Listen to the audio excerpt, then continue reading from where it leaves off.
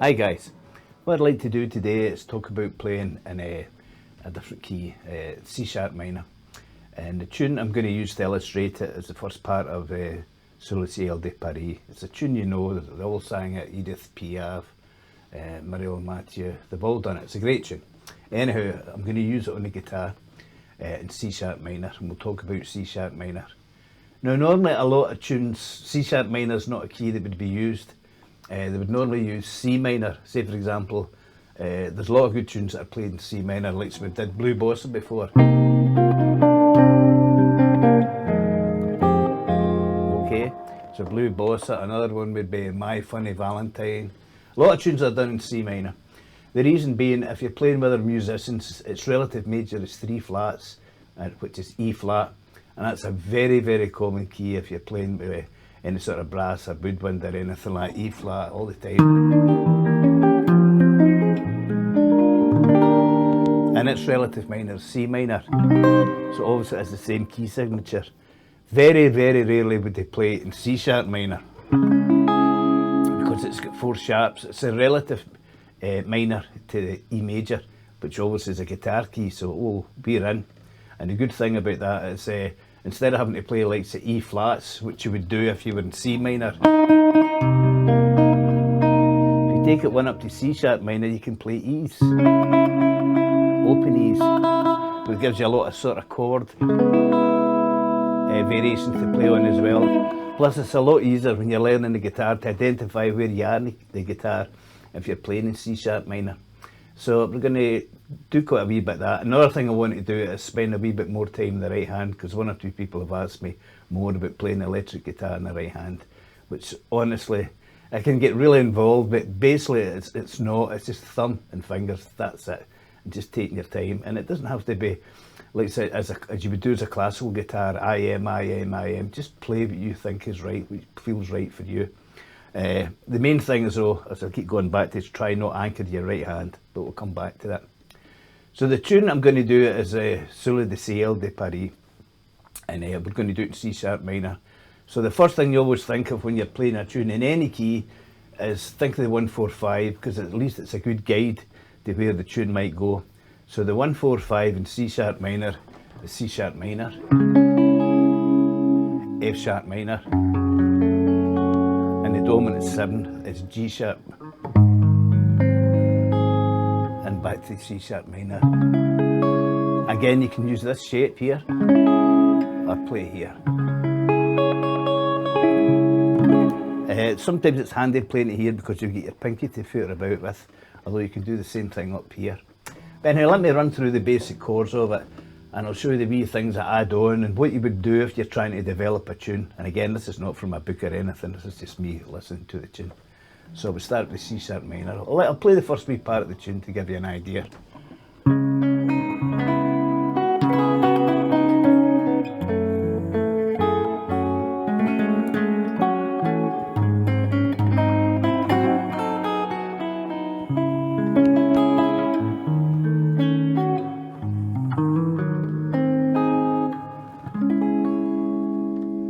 I'm sure you've heard that tune before.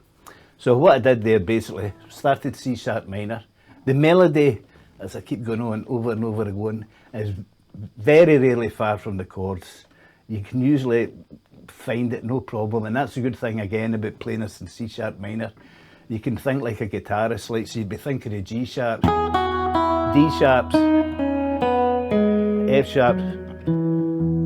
So you're not having to think about flat keys or flat notes or notes you wouldn't normally play, like say A flats and all that sort of stuff when you're playing the guitar. So again, we're back to C sharp minor.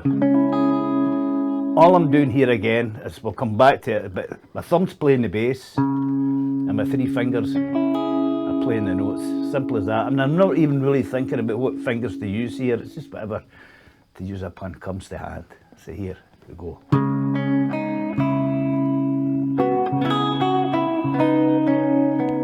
So I got the whole of that melody line staying in 4th position. All the notes were there.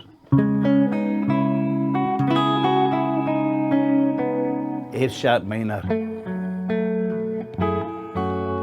Let's have a look at this chord. I did a wee thing about in the bossa nova, and this is a chord that's used a lot. A minor 9th. So there's your F sharp minor chord. Okay.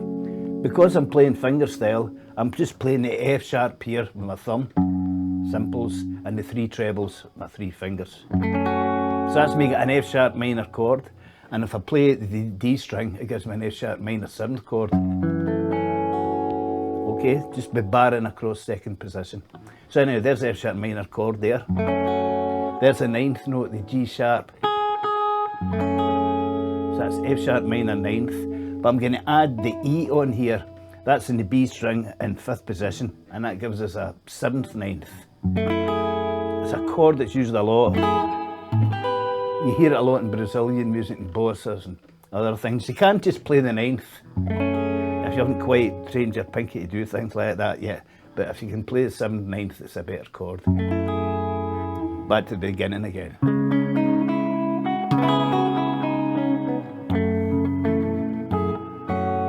Okay, so I just played the 9th and brought it off. 7th, 9th and brought it off. G sharp.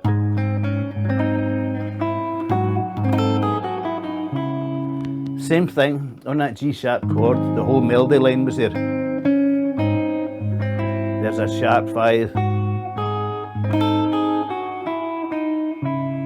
Okay.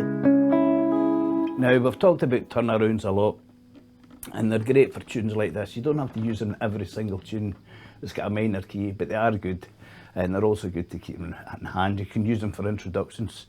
So what you do is you go a tone up from the tonic key, the key that you're playing in. So I'm C sharp minor, so C sharp, D, D sharp, so D sharp minor 7th, flat 5, big name for a small chord. You could even play that open E to give it an interesting effect. To the G sharp, you could do the flat 5 in there, sharp minor. Back to C sharp minor. We'll do that again. So C sharp minor 7th, D sharp minor 7 flat 5, to the G sharp again. Back to the C sharp minor. You could use that as a turnaround. Let me quickly go over a minor 7 flat 5 in case somebody's been watching some of the stuff I've been doing. An ordinary minor 7 flat 5, it's an easy shape. If it was B minor 7 flat 5, first finger on the B, 3rd finger on an F, 2nd finger on an A, pinky on a D. So it's this shape. Okay, so all I'm doing is moving it up, B, C, C sharp, D, D sharp. That's why we're learning the names of the notes in the fretboard, which I know is not easy, but just work on it. So we'll do the turnaround again.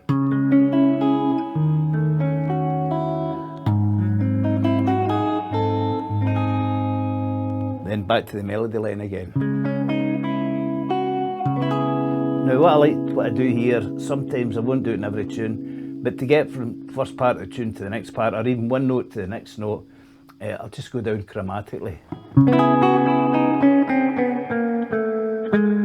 Just going down a fret at a time, a semitone at a time. Then at the F sharp minor again. Back to G sharp. I'll throw in something different here. That's an A sharp minor 7 flat 5. Just experiment and find chords that you like. And then to the G sharp. And then play the minor 7th, 9th, 7th and 9th position. And you could take from that to a F sharp 13th. Then back again.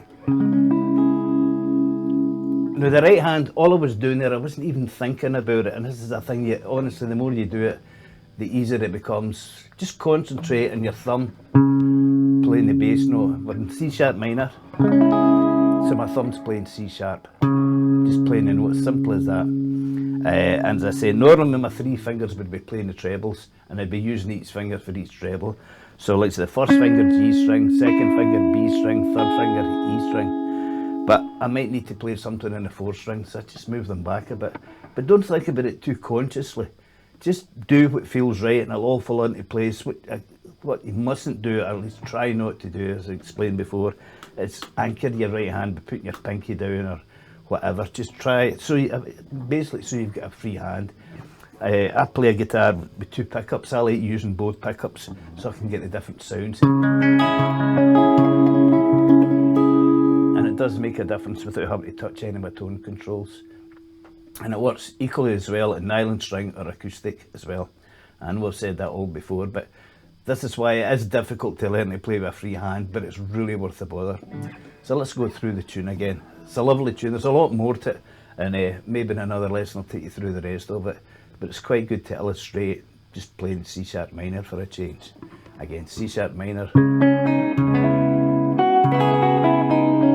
F sharp minor, 9 7th, G sharp 7th,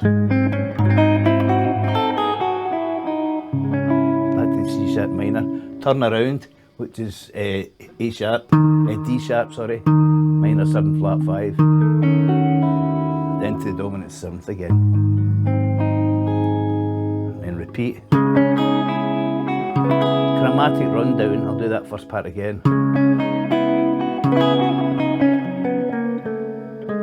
A sharp minor again,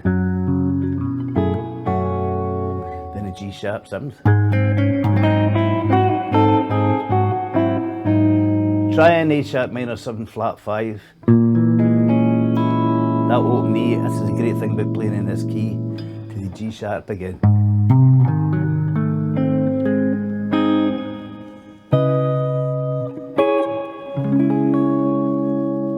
It's a great key for a guitarist because it's easier for you to think in what you're doing, where the notes you can, because we're all used to playing the key of E, we know what we can play and what we can't play.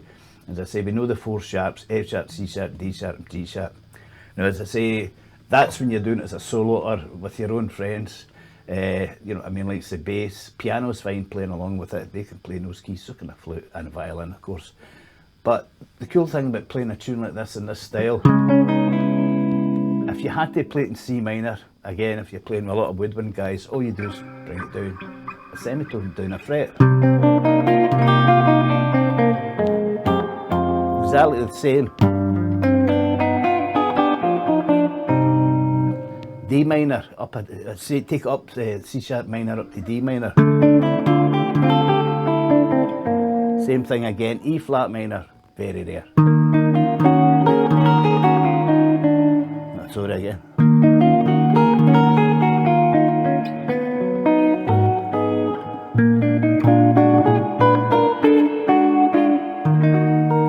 But try, if you're working something out on your own, try the C sharp minor, play tunes like Summertime or any tune you would know, Nature Boy, any tune you would normally play in a different key, try it in C sharp minor. Or even if you're working out a tune yourself, how to play something or even compose something, it's a great key because of these open E's. And we know what we're doing. If you were into jazz, which I'm not, you'd always use B mixolydian to play against it. Anyhow, I hope some of that was of use to you. At a later stage I'll go through the whole tune. It's a great tune to play on the guitar, either electric or nylon string. And don't go overwhelmed with this right hand playing guitar fingerstyle. Just take your time with it. Just remember, thumb plays the bass, 3 fingers plays the trebles, and the rest will fall into place. So nice to see you again, and I hope to come out with something pretty soon. So goodbye and thanks very much for watching. Cheers now.